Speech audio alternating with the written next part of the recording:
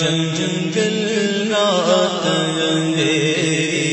چھائی بدلی کالی ہے۔ حضرات آپ سن رہے ہیں رضوی نیٹ ورک۔ لکھے رہتے ہیں وہ بھی بیچارے اس میں بہ جاتے ہیں۔ مثلا عرس کا ثبوت کس حدیث سے اور کس قرآن عظیم کی آیت سے ثابت ہے؟ کیا صحابہ کرام رضوان اللہ تعالی علیہ مجمعین کے زمانے میں یا سرکار کائنات صلی اللہ تعالی علیہ وسلم کے عہد مبارک میں عرس منایا جاتا تھا کہ نہیں منایا جاتا تھا؟ اور تبرکات سامنے رکھ کر فاتحے کا اہتمام کیا جاتا تھا کہ نہیں کیا جاتا تھا؟ اس کا جواب ایک دو نہیں بلکہ سینکڑوں مرتبہ ہمارے اکابر علماء نے اپنے فتاوی مقدسہ میں اور مجدد اعظم اعلی حضرت رضی اللہ تعالی عنہ نے بڑی تفصیل کے ساتھ اس کا جواب مرحمت فرمایا ہے، جو فتاوی رضویہ میں روز روشن کی طرح ظاہر و باہر ہے۔ مگر پھر بھی آئے دن یہ اعتراض ہوتا رہتا ہے کہ چونکہ تبرک ہو گیا اس لیے اس تبرک کو کھانا ناجائز و گناہ بلکہ حرام تک کر دیتے ہیں۔ اب میں آپ لوگوں سے پوچھتا ہوں کہ اس کھانے پر یا حلوے پہ جو بھی میٹھا ہو اس پر ہم نے رامائن پڑھی ہے، گیتا پڑھی ہے، بائبل پڑھی ہے، کیا چیز پڑھی ہے کہ جو حرام ہو گیا؟ آپ خود فیصلہ کریں، اپنے عقل سے غور فکر کریں کہ کون سی ایسی خلاف امر چیز اس پر پڑھ کر دم کر دی گئی جس کی وجہ سے وہ حرام ہو جائے؟ میں کہتا ہوں وہ بھی پڑھ دو تب بھی حرام نہیں ہوگا۔ کیوں؟ اس لیے کہ اللہ جل شانہ نے یہ چیز ہمیں میٹھا، حلوہ، زردہ جو بھی ہے کھانے پینے کی چیزیں وہ سب ہمیں نعمت کے طور پہ عطا فرمایا ہے۔ ہاں البتہ اس نعمت کو شروع کرنے کے لیے بسم اللہ الرحمن الرحیم پڑھا جائے، اور یہ حدیث میں ہے۔ نعرہ تکبیر، نعرہ رسالت، مسلک اعلی حضرت، علماء اہل سنت، حضور محدث کبیر، حضور محدث کبیر، نعرہ تکبیر، نعرہ رسالت۔ بیٹھ جائیے آپ حضرات، سکون و اطمینان سے بیٹھ جائیے، حضرت کو آنے دیجیے۔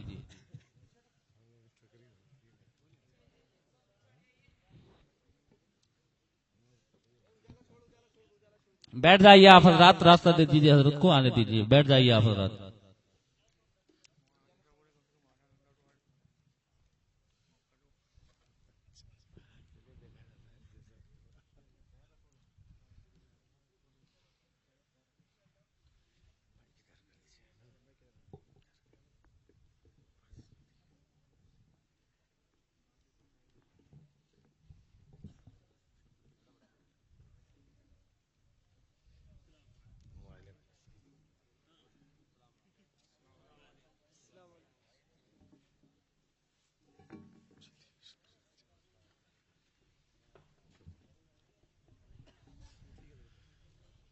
آپ حضرات تشریف رکھیں اور درود پاک کا نذرانہ پیش کریں۔ اللہم صلی علی سیدنا و مولانا محمد المعدن الجود والکرم والحلم والحکم وبارک وسلم صلاۃ و سلام علیک یا رسول اللہ صلی اللہ تعالی علیہ وسلم۔ تو میں یہ عرض کر رہا تھا کہ اس کھانے پر کون سی ایسی چیز پڑھ کر دم کر دی گئی کہ جس کی وجہ سے وہ کھانا حرام ہو گیا؟ حرام ہونے کی کوئی وجہ ہے ہی نہیں۔ ہاں البتہ یہ ہے کہ حدیث پاک میں حضور نبی اکرم صلی اللہ تعالی علیہ وسلم نے ارشاد فرمایا کہ جس کھانے پر بسم اللہ شریف پڑھ دی جاتی ہے اس کو شیطان نہیں کھاتا ہے۔ تو اب آپ سمجھ جائیے کہ یہ انسان نما شیطان جو ہیں آپ کے ارد گرد منڈلاتے ہیں کہ تبرک کو حرام اور ناجائز کہتے بھی ہیں اور خوب جم کر پیٹ بھر کر کھاتے بھی ہیں۔ تو صحیح ہے کہ جس کھانے پر چاہے وہ تبرکات سرکار غوث پاک رضی اللہ تعالی کی طرف منسوب ہو یا سیدنا امام علی مقام رضی اللہ تعالی عنہ کی طرف منسوب ہو، وہ سب تبرک ان کے یہاں ناجائز و حرام ہے۔ تو بسم اللہ شریف یہ قرآن عظیم کی ایک آیت بھی ہے، اور ہر وہ کام جو بسم اللہ شریف سے کیا جاتا ہے اس میں برکت بھی ہوتی ہے، اور شیطان کے استعمال سے وہ کھانا محفوظ ہو جاتا ہے. تو اسی لیے صحیح ہے ان کا کہنا کہ یہ حرام ہے، وہ شیطان کی صف میں داخل ہے، اس لیے وہ کھانے کو حرام کہتے ہیں. تو اس لیے ہم سے یہ بار بار جو سوال کیا جاتا ہے کہ یہ تبرک ہونے کی وجہ سے یہ حرام ہو گیا، اس لیے ہم نہیں کھائیں گے. مگر آئیے حضور نبی اکرم صلی اللہ تعالی علیہ وسلم اپنے عہد مبارک میں خود کچھ آیات مبارکہ یا جو آپ کے زبان مبارک سے الفاظ دعائیہ ادا ہوتے ہر کھانے پر اور دیگر طعام پر پڑھ کر دم فرماتے اور اس میں برکتیں ہوتی. تو اس کا ثبوت ہے. تو معلوم ہوا کہ کھانا سامنے ہی رکھ کر آقا دو جہاں صلی اللہ تعالی وسلم دعا فرماتے تھے، ایسا نہیں کہ پسے پشت ڈال کر دعا کرتے تھے. آپ خود اپنے عمل کو دیکھیں کہ کھانا جب کھانا شروع کرتے ہیں تو بسم اللہ پڑھ کر سامنے ہی والی چیز کو اٹھاتے ہیں. ایسا نہیں کہ آپ کا پلیٹ پیچھے رکھا ہوتا ہے اور ایسے اٹھا کر کھاتے ہیں. اسی لیے حضرت سعد ابن عبادہ رضی اللہ تعالیٰ عنہ کی والدہ انتقال فرما گئی. تو آئے سرکار کائنات صلی اللہ تعالی علیہ وسلم کی خدمت میں اور عرض کرنے لگے، یا رسول اللہ میری والدہ کا انتقال ہو گیا، کیا میں ان کی طرف سے کچھ صدقہ وغیرہ کر سکتا ہوں؟ تو حضور صلی اللہ تعالی علیہ وسلم نے یہ نہ فرمایا کہ نہیں صدقہ نہیں کر سکتے، ان کو کیا ثواب پہنچے گا، کچھ نہیں ہوگا، بلکہ کرو گے تو حرام ناجائز گناہ ہو جائے گا، یہ نہیں فرمایا.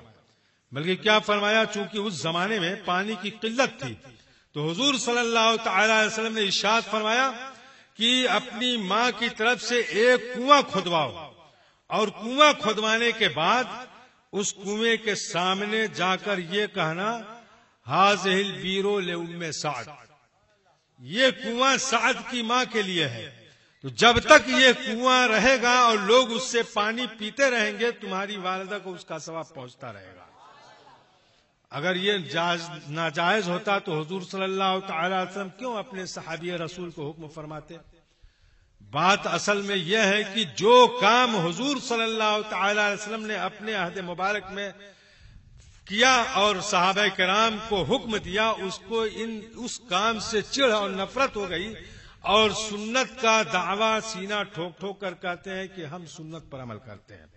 ایک دو باتوں پر عمل کر لینے سے تھوڑی ہوتا ہے سنت پر عمل کرنا، بلکہ پورے طور سے اسلام کے ایک ایک اصول و قوانین اور آقا کائنات صلی اللہ تعالی علیہ وسلم کے ایک ایک ارشادات اور عمل مبارکہ پر مکمل طور سے عمل کر لے، جب ہی وہ مومن کامل اور مکمل ایمان والا ہو سکتا ہے.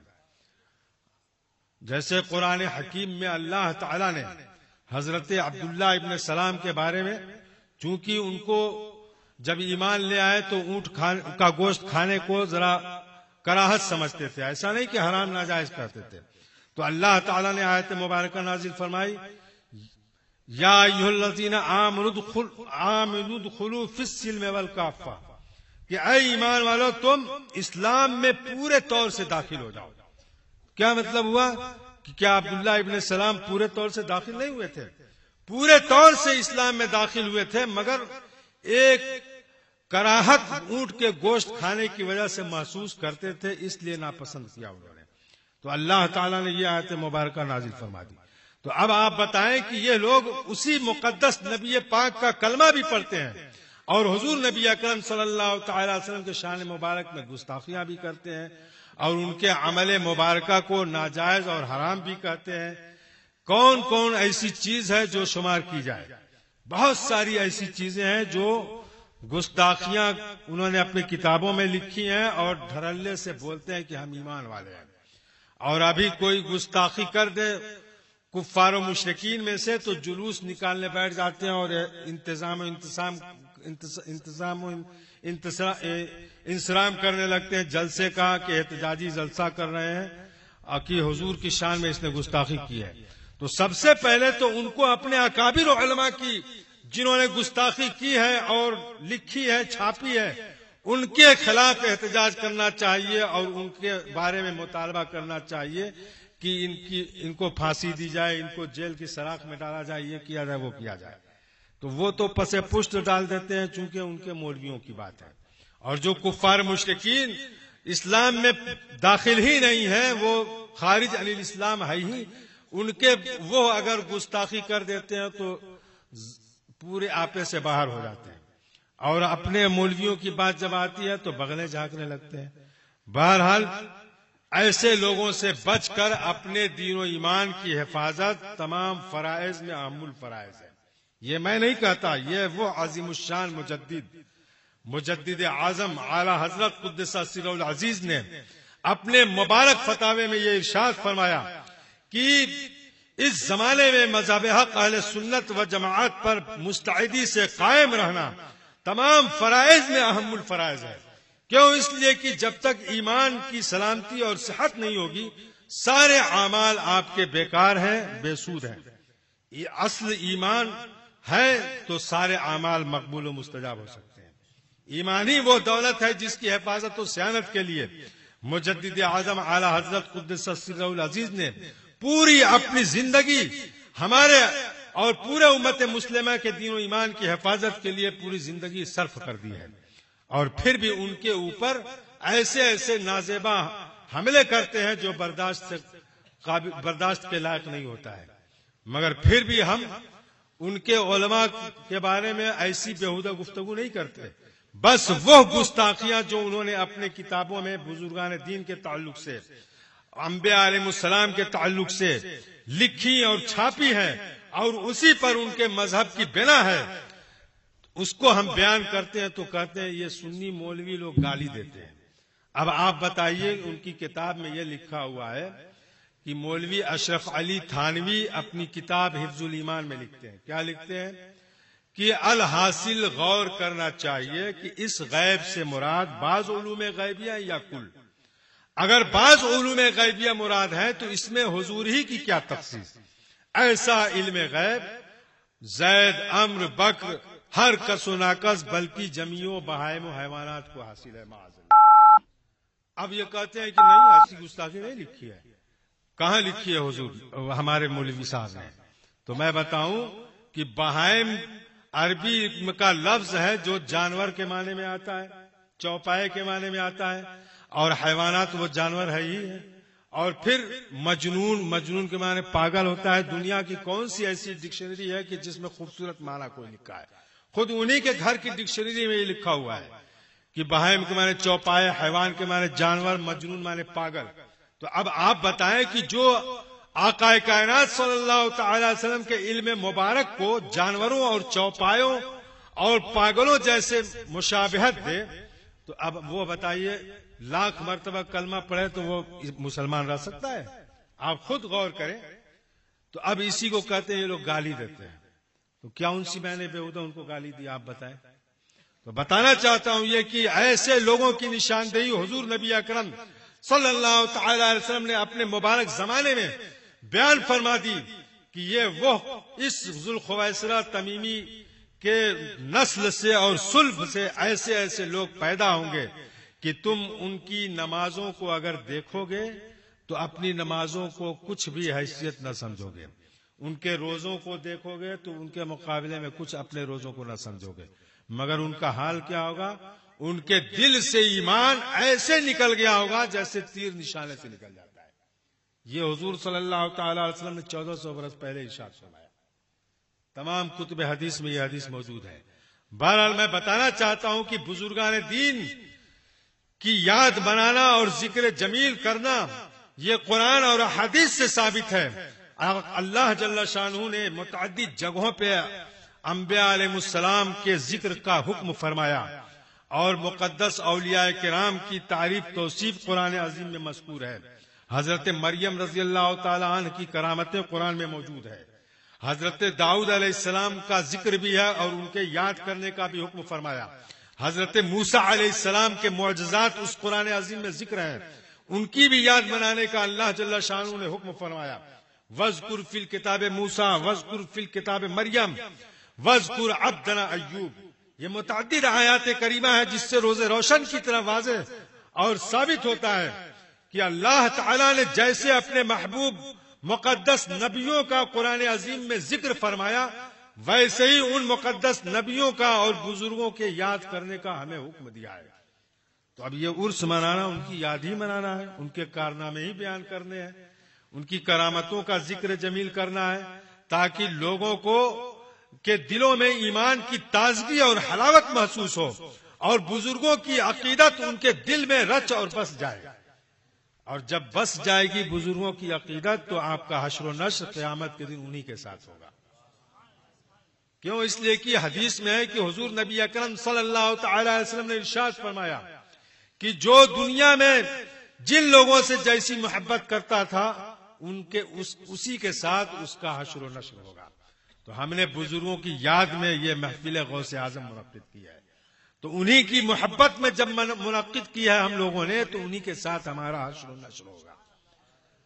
تو غوث پاک یہ نام لیتے ہوئے انہیں شرم آتی ہے تو کہتے ہیں بڑے پیر صاحب، اور قطب الاقطاب غوث الاغواث کہنے میں ان کا سینہ پھٹتا ہے۔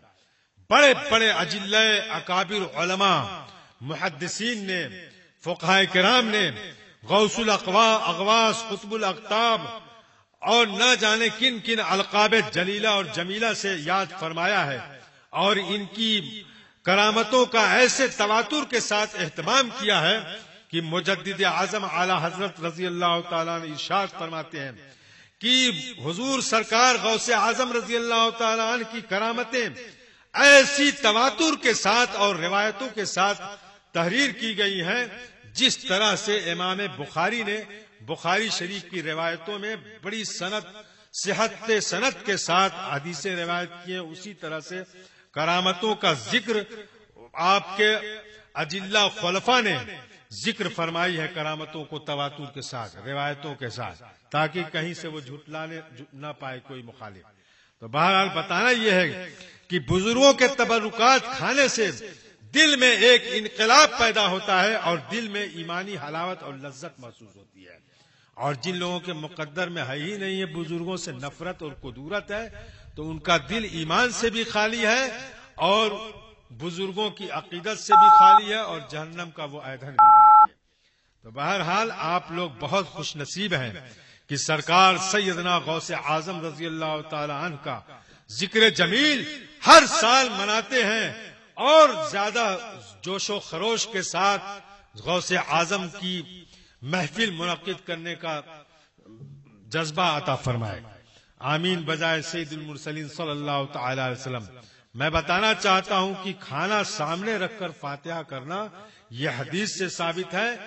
بد مذہبوں، دیوبندی، وہابیوں کے بہکاوے میں ہرگز نہ آئے اور وہ اٹکل پچھو الٹی سیدھی حدیثیں پڑھ کر سنا دیتے ہیں اور آپ سن کر چلے آتے ہیں کہ یہ بھی تو مولوی ہے، یہ بھی تو صحیح کہہ رہے ہیں۔ تو حدیث میں آقا کائنات صلی اللہ تعالی علیہ وسلم نے ارشاد فرمایا کہ یہ وہ لوگ ہیں کہ ایسی ایسی حدیثیں بیان کریں گے جو نہ تم نے سنی ہوگی، نہ تمہارے باپ دادا نے سنی ہوگی، اور حال ان کا وہی ہوگا جو ایمان سے بالکل خالی رہے گا۔ تو اس لیے یہ وہ لوگ ایسی ایسی گڑ گڑ کے حدیثیں بیان کریں گے۔ تو ایسے لوگوں سے دور رہ کر اپنے دین و ایمان کی حفاظت بہت ضروری ہے، بلکہ فرائض میں اہم الفرائض ہے، اس لیے کہ یہ دین و ایمان کا معاملہ ہے کہ ذرا سی بھی گستاخی انبیاء علیہ السلام کی شان میں حد کفر تک پہنچا دے گا، کہ سارے زندگی کا نیک عمل برباد اور اکارت ہو جائے گا۔ یہ انبیاء علیہ السلام کی شان مبارک یہ ہے، مگر یہ لوگ اپنے ماں باپ کی گالی ذرا برابر برداشت نہیں کر سکتے ہیں، فوراً آستین چڑھا لیں گے اور پیشانی پر بل کھا جائے گا اور لڑنے پر آمادہ ہو جائیں گے۔ مگر جس کے صدقے میں وہ وجود میں آئے اور پوری کائنات وجود میں آئی، ان کی شان مبارک میں گستاخی کرتے پھرتے ہیں، بکتے رہتے ہیں، کوئی جو تک بھی نہیں رہتی ہے، اور پھر بھی کہتے ہیں کہ ہم تو کلمہ گو ہیں، کلمہ پڑھتے ہیں، قرآن پڑھتے ہیں، نماز پڑھتے ہیں، حج کرتے ہیں، سب بکتے چلے جائیں گے۔ تو ابلیس سے بڑھ کر ان لوگوں نے نماز پڑھی ہے، اتنی عمر بھی ان کی نہیں ہوگی، ان کے دادا کی بھی عمر نہیں ہوگی۔ یہ حال ہے، ابلیس نے اتنی نماز پڑھی ہے کہ روایتوں میں ملتا ہے کہ اگر اس کے سجدوں کو پوری دنیا میں، صرف نظام آباد میں نہیں، پوری دنیا میں اگر پھیلا دیا جائے تو تل رکھنے کی جگہ نہیں رہے گی.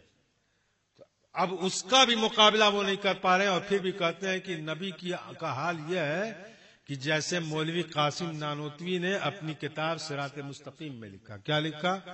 کہ انبیاء ممتاز ہوتے ہیں تو صرف علوم ہی میں، رہا عمل تو بسا اوقات امتی مساوی ہو جاتے ہیں بلکہ بڑھ جاتے ہیں معاذ اللہ. اب آپ بتائیے کہ انبیاء علیہ السلام کی شان اتنی اعلیٰ اور عرفہ ہے اور یہ لوگ کہتے ہیں کہ مساوی بھی عمل میں ہو جاتے ہیں بلکہ معاذ اللہ ان سے دو جو آگے بڑھ بھی جاتے ہیں. اسی لیے تو یہ کہتے ہیں کہ تعظیم ایسی ہی کی جائے جیسے چھوٹے بھائی جان کی جاتی ہے اور بھی چودھری مکھیا کی جاتی ہے معاذ اللہ. تو اس لیے میں بتانا چاہتا ہوں کہ یہ وہ پرآشوب دور ہے کہ اس دور میں آپ کے وہ بھائی بن کر آئیں گے اور آپ ہی کا لباس پہن کر اور آپ ہی کی طرح نماز پڑھ کر آئیں گے اور کہیں گے کہ ارے ہم تو کوئی گمراہی والی تو بات نہیں کرتے، اللہ رسول کا ذکر کرتے ہیں. تو کون کہے کہ کفر لے کر آؤ گے تو ہم مانیں گے؟ وہ تو ایسے ہی نہ کہہ کر نام بدل کر آئیں گے. کبھی چکڑالوی کا روپ اپنا لیں گے، کبھی سلفیت کا روپ اپنا لیں گے، تو کبھی وہابیت کا، کبھی وحدانیت کا، کبھی کچھ کا، مگر سب کا معاملہ وہی ہے. تو اس لیے ایسے لوگوں سے دور رہ کر اپنے دین و ایمان کی حفاظت کریں اور اپنے اہل و عیال کو بھی بچائیں. قرآن حکیم میں اللہ تعالیٰ نے ارشاد فرمایا قوا انفسکم واہلکم نارا، کہ تم اپنے آپ کو بھی جہنم کی آگ سے بچاؤ اور اپنے اہل و عیال کو، کنبے والوں کو بھی بچاؤ.